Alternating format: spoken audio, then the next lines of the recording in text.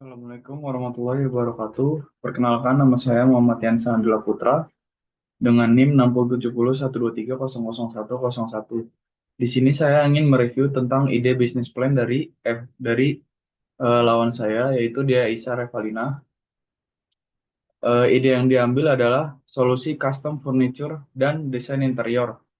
Berikut adalah profil dari custom furniture dan desain interior yang bernama HK Furniture. SK Furniture adalah perusahaan yang bergerak di bidang furniture dan desain interior custom. Mereka menyediakan solusi ruang yang fungsional, estetik, dan personal sesuai kebutuhan pelanggan, mulai dari rumah, tinggal, hingga kantor dan ruang komersial, dengan layanan menyeluruh dari desain hingga instalasi. Mereka membantu pelanggan mewujudkan ruang impian mereka. Kita akan membahas dari produk dan layanan kelebihan. Berikut adalah kelebihan dan kekurangan dari HK Furniture. Kelebihannya adalah menyediakan custom furniture sesuai kebutuhan dan selera pelanggan, layanan lengkap dari konsultasi hingga instalasi, produk yang multifungsi dan estetik seperti tempat tidur dengan penyimpanan yang terintegrasi. Kekurangannya ada dua, yaitu tidak disebutkan nih estimasi waktu pengerjaan atau kapasitas produksinya. Yang kedua, belum ada penjelasan soal layanan purna jual seperti garansi ataupun servis. Solusinya, menurut saya, Dea harus menyertakan informasi waktu pengerjaan rata-rata dan layanan purna jual untuk meningkatkan kepercayaan terhadap customer atau pelanggan. Selanjutnya kita akan membahas tentang pasar dan target konsumen dari HK Furniture. Menurut saya sudah baik karena menyasar pasar furnitur custom yang tumbuh 15% dengan target pasar rumah, apartemen, kantor, dan bisnis yang luas.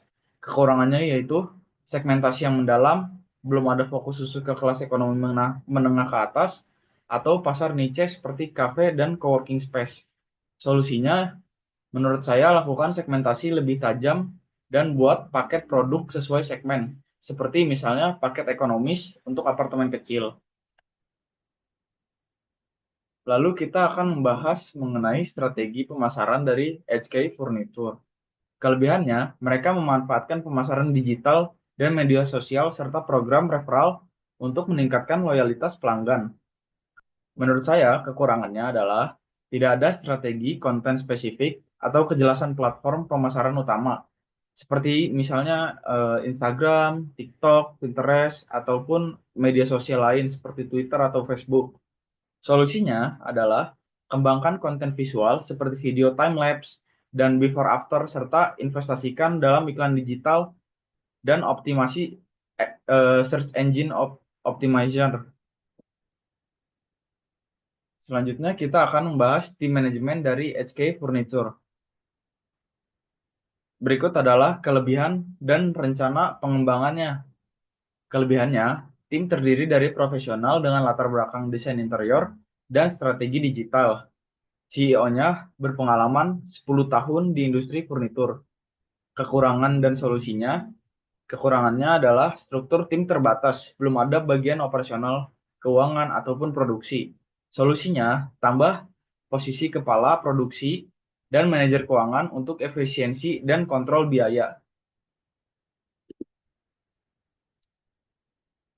Proyeksi keuangan dan kebutuhan investasi dari HK Furniture.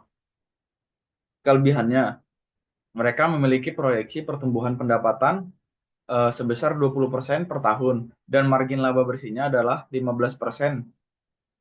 Kebutuhan investasi dijelaskan secara umum. Kekurangan dan solusinya adalah tidak ada rincian angka pasti seperti cash flow projection atau break even point atau titik balik modal. Solusinya, buatlah proyeksi keuangan yang lebih rinci termasuk biaya tetap dan variabel, estimasi penjualan, serta analisis resiko dan rencana mitigasi. Kita akan membahas mengenai branding dan ajakan dari SK Furniture. Pertama, kita akan bahas kelebihannya. Apa sih kelebihannya? Ajakan bertindak atau branding yang jelas, konsultasi gratis dan ajakan investasi. Branding menyampaikan nilai personalisasi dan inovasi. Kekurangan dan solusinya adalah nama brand dan logo tidak ditampilkan secara visual dan kurang penekanan pada pembeda utama dari kompetitor. Solusinya adalah tampilkan portofolio produk dan testimoni klien serta tegaskan keunikan layanan dari HK Furniture secara eksplisit di materi pemasaran. Kesimpulan dan langkah berikutnya. Ini adalah slide terakhir dari PowerPoint yang telah saya buat untuk menganalisa ide bisnis dari Dea Isa Revalina yaitu HK Furniture.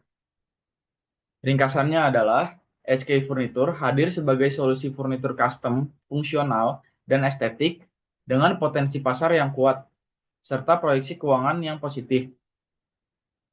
Langkah selanjutnya, perbaiki segmentasi pasar, kembangkan strategi pemasaran digital, perluas struktur tim, dan tingkatkan transparansi keuangan untuk menarik para investor agar bisa berinvestasi kepada HK Furniture. Ajakan kerjasama, kami mengundang investor dan mitra bisnis untuk berkolaborasi mewujudkan pertumbuhan berkelanjutan di industri furnitur custom Indonesia. Mungkin sampai situ saja presentasi dari saya mengenai analisa ide bisnis di Aisyah Revolina yaitu HK Furniture. Sekian dari saya. Wassalamualaikum warahmatullahi wabarakatuh.